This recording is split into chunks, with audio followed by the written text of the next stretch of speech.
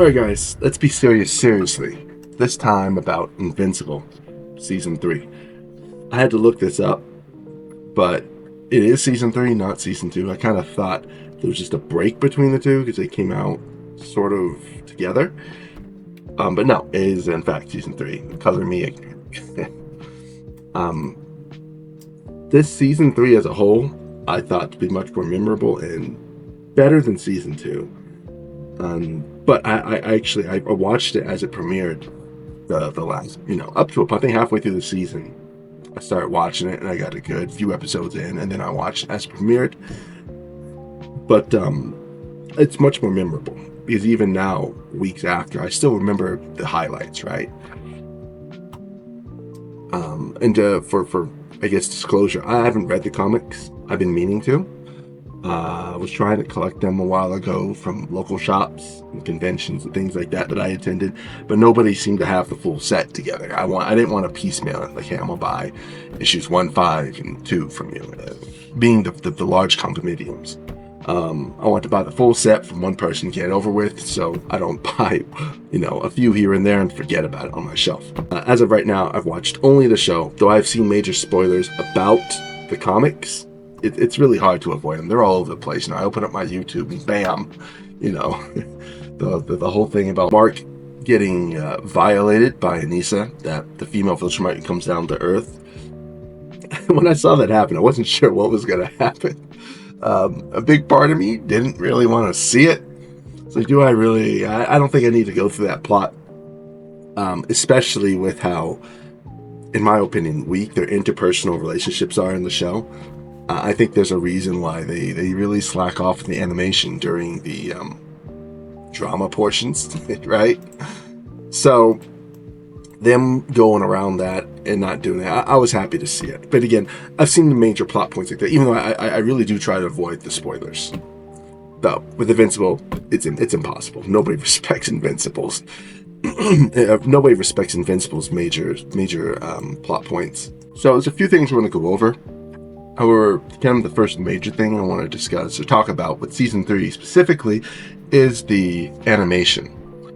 Now, I know it's a big point of contingency for a lot of people. I've seen videos of people talking about it, the whys, and why they're like that with the animation. And really, I've concluded that American media as a whole, I'm not knocking American media, comes up with some pretty good stuff here and there, though we are way too expensive. On the flip side, I have the Japanese animation, the anime, they'll pop out stuff left and right, and on a shoestring budget compared to us. At least the animation. As far as like in movies, I do think we are just way over bloated. But in the animation department, to some degree, I think we're bloated, but probably not as bad. But Japanese anime and animation, things like that, I think those guys are way underpaid. They have to be. I heard the comparison, how much they paid compared to American artists. It's really bad. From the brief research I saw, it was I believe a Japanese animator was paid roughly $2,000 a month in American, and the American animator in America is paid about $4,000, which is lower than I thought it was going to be. However, at the end of the day, when I'm watching media, I don't care. If you guys can't do it as good as these guys, I hate to say it, unless they're, I don't know, burning puppies to get it done. I'm like, guys, I'm gonna watch this because it's just better. However, in Invincible's case, it doesn't really bother me. The only time it really bothered me was in Season 2. Mark was at some kind of convention, and they had a joke about how animators cut corners. Like, I believe Mark was covering his mouth. Oh, I can't imagine how much work it must be for those fight scenes. Yeah, those take a while, but we cut corners in other places to make it manageable. You ever notice that sometimes whoever's speaking has their mouth off camera so you never see their lips moving? Huh, I didn't notice that. And speaking, oh, hey, I notice how some animators cover their, characters' mouths so they can cut on budget. That annoyed the hell out of me because the pacing was already bad. And I already knew they cut corners with the animation. And then they did this. That was just, I felt like someone spit in my face. That made me mad. Literally, because I felt like at that point, like, okay, these guys are just wasting my time now. And I believe I don't think I finished that episode that night. I believe I paused it and just walked away and did something else. The long and short of it, the action scenes, they do go all in. That's actually a really good place to jump on into my first point. Is where the interpersonal relationships in this show are awful. They are terrible and boring. I don't know if anyone else feels the same way. Though I became extremely disinterested with the show and saw a lot of the flaws with the writing of the Omni-Man's wife, Debbie. Her going through what Omni-Man did and trying to come to terms with it, and then the new guy. I forgot his name, but we're just gonna call him Omni-Man's wife's boyfriend. So, extremely disinterested, and I get they want to try and touch on it, but like I said before, they use the worst of the animations in these parts.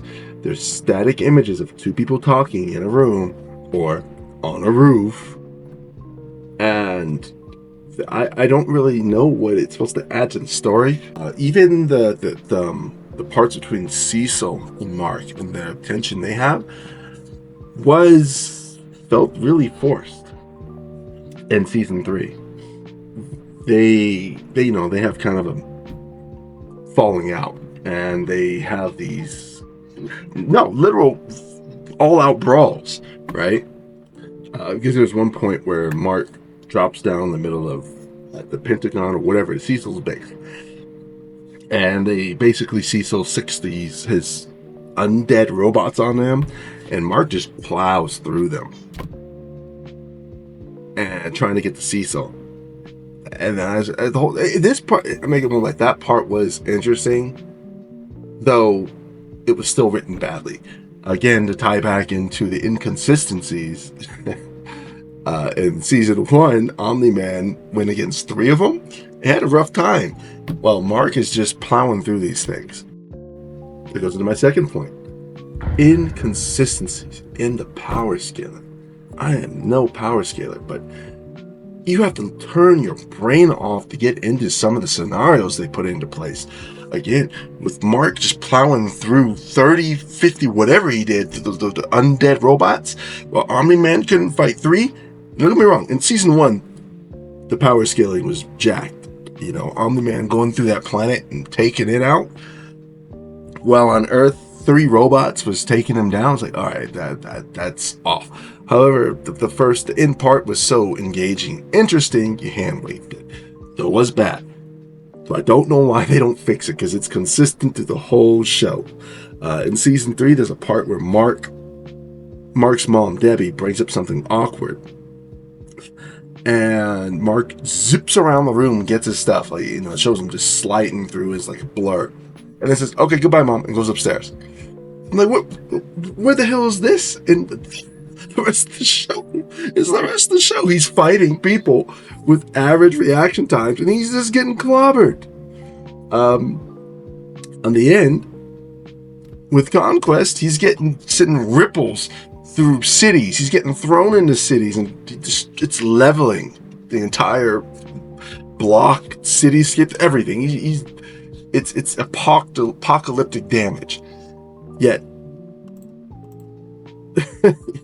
the Mauler twins clock him and clobber him, and he's bleeding and getting stopped and jammed. Like, okay, you guys need to do something different with this. I get you want to write situations in the show that have tension, but come on, you're taking me out the moment. I don't get invested when that happens. The new Guardians of the Globe come in and get knocked out. They get jacked by the Mauler twins, and then Oliver, Invincible's little brother, comes in and kills them. It's like, come on, guys, you're messing with me. I don't even know what to think anymore, right? The Dragon Invincible fights. He chomps down another guy, he's fine. Chomps down on Mark, he's gushing blood everywhere. And this flows, even in season 3, into the what I guess they call it, the Invincible War, where I know they had that line where Cecil was over a Mark that was killed, or an Invincible that was killed off screen. And adult Bobby Hill, Donald says that this Invincible was weaker. To me, that's kind of a throwaway line when you have an Invincible saying, hey, I killed my dad and where I'm from, Nolan. You had another one who took over the Viltrumite Empire, right? Even though I know I had researched this, but I supposedly the one that took over the Viltrumite Empire was killed by someone named Tech Jacket. It was a hero who got some alien equipment that was meant to fight Viltrumite. But look, come on, it's me watching it. I'm seeing them say, hey, this Mark took over the Viltrumite Empire. What I'm thinking is, oh shoot, he's that strong? I want to see this fight. I want to see what's gonna happen. And then he's beaten off screen. Horribly disappointing. Horribly disappointing. I remember I was so confused through the whole Invincible war arc because I didn't know what was going on. You had random people beating up Marks left and right, and I'm like, okay, so they're this weak? But what? Like, clue me in. Why are they so much weaker? How are these randoms beating up Invincible when they're saying that they all have these empires they control, or they took over Earth to some degree? But I was so confused again. I looked into it more on my own, and it turns out the comics were the same way. It just doesn't make sense. So there's no reason they should have brought that into the show. They could have fixed that. They could have did something, said something, cut the Marks down by half. I don't know. And the fact that they concluded it all in one episode blew my mind. I thought this was going to be something that kind of went on for a little bit. Little did I know, it was to pave way for Conquest.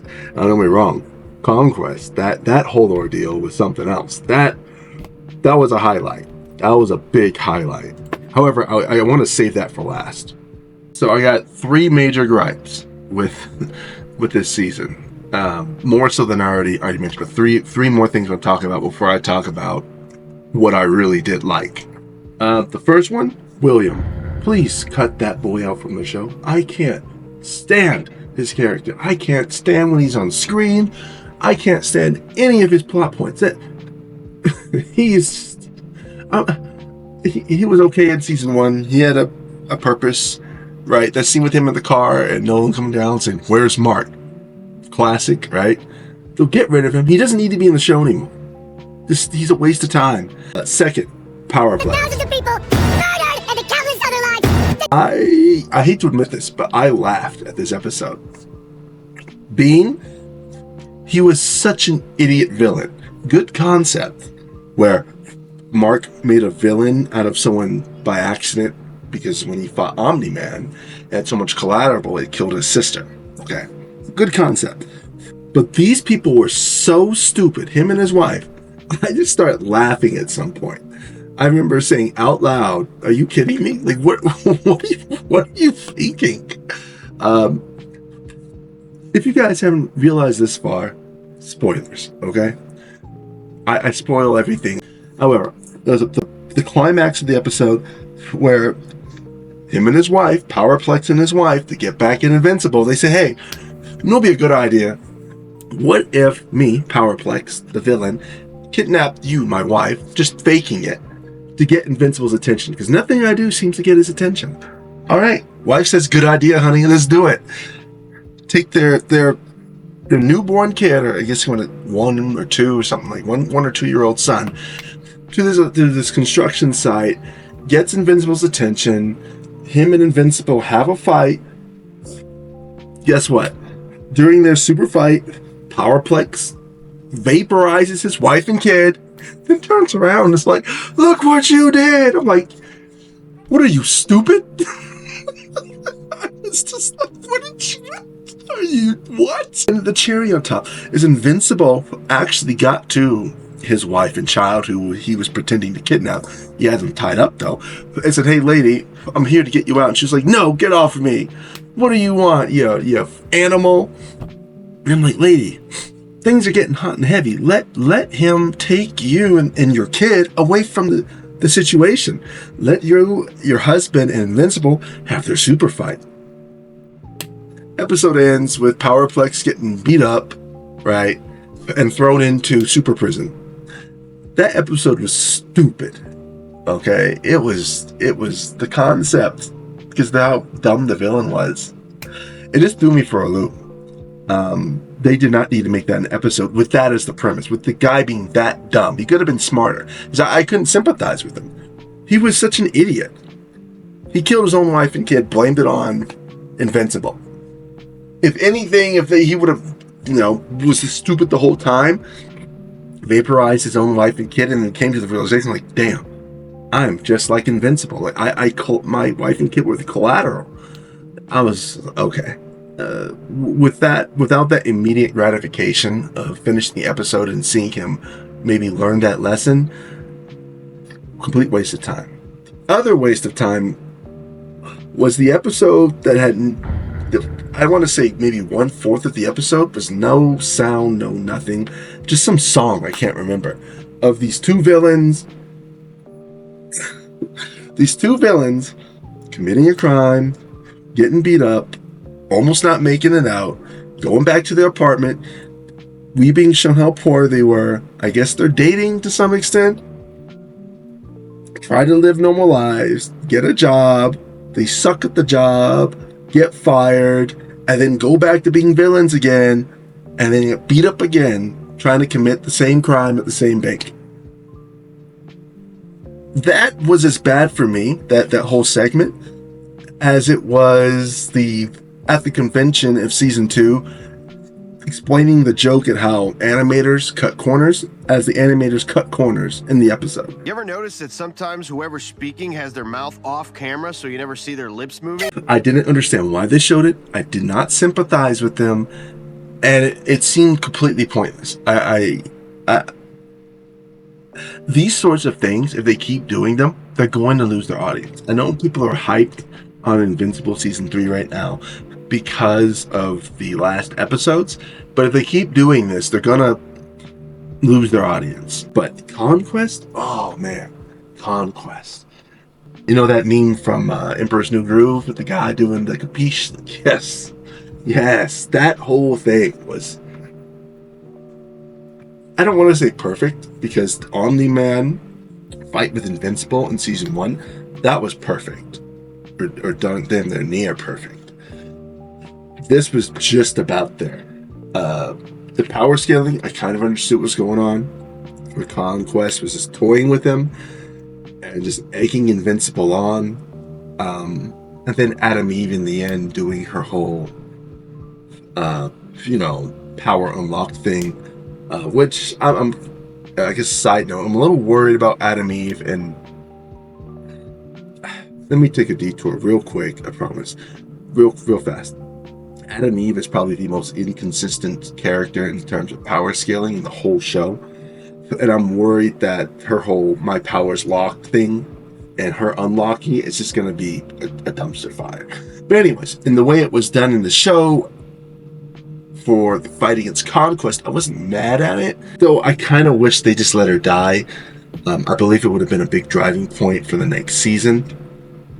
Though it was still cool to see her come back, blast freaking Conquest, and then Conquest getting back up just to wail on Mark some more, and Mark to turn the tide.